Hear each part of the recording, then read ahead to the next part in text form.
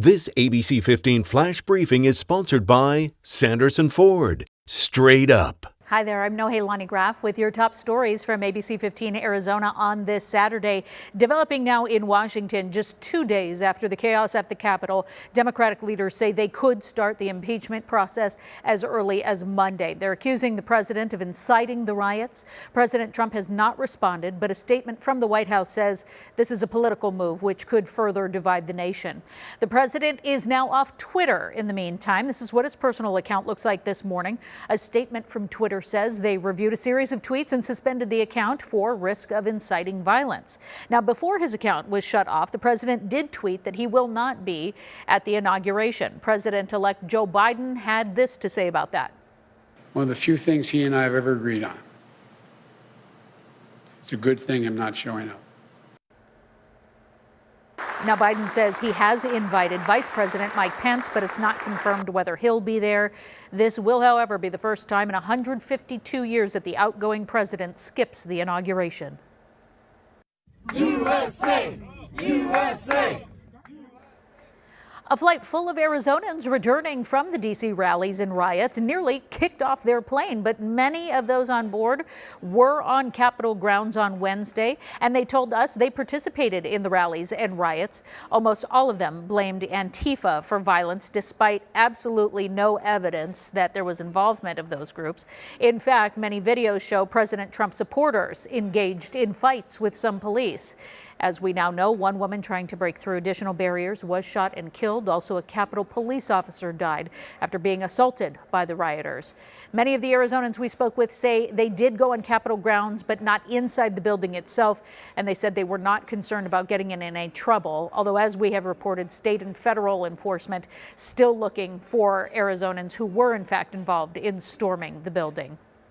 It is an untapped resource back here at home as the COVID-19 pandemic fills our hospitals. The state has yet to activate St. Luke's Medical Center in Phoenix, which they bought as a lifeline for alternative care if they need it. State Health Director Dr. Kara Chris says a contract is still in place to use St. Luke's if they have to as a step-down facility, although the contract from the summer indicated it could be used for ICU-level patients.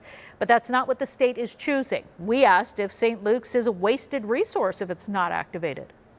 It's not necessarily the beds that are our barrier, it is the staff. And so we would be faced. I don't think that it's a waste of money because we can stand it up if we need to. But right now we do have an adequate number of post-acute beds.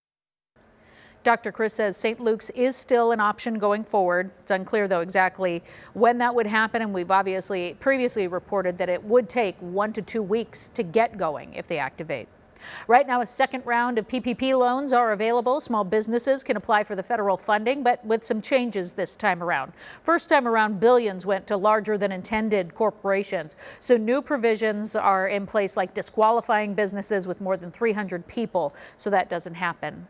Finally, this morning, delayed, then canceled, rescheduled, now postponed again. Chandler Ostrich Festival not going to be happening this March. Organizers, though, pushing the event to the fall because of COVID-19 concerns. They don't have specific dates, but they are hoping to still be able to hold it toward the end of the year.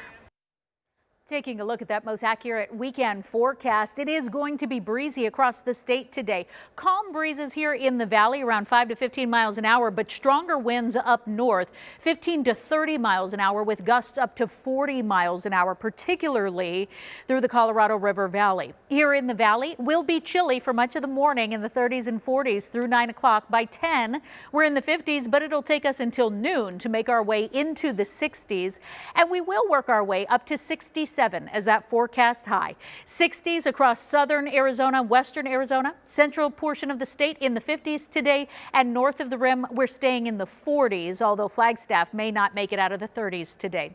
Tomorrow, even cooler, back down to 65. We'll stay close to the mid-60s until the middle of the week, and then the 70s return on Wednesday, and we warm into the mid-70s by the end of the week. For the latest headlines, weather, and traffic, remember you can always head to abc15.com or right at your fingertips with our ABC15 app. Make it a great day. This ABC 15 Flash Briefing is sponsored by Sanderson Ford. Straight up.